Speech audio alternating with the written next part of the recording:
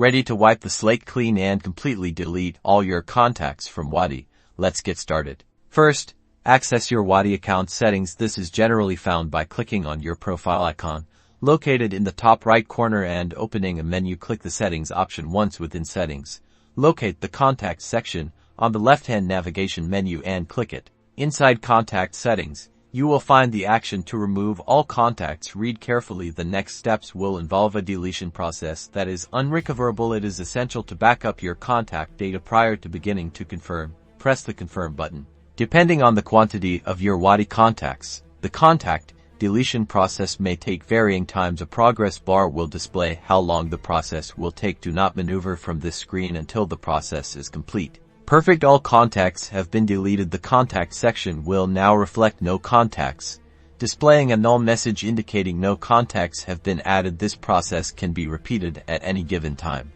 However, ensure you have contact data saved prior to beginning.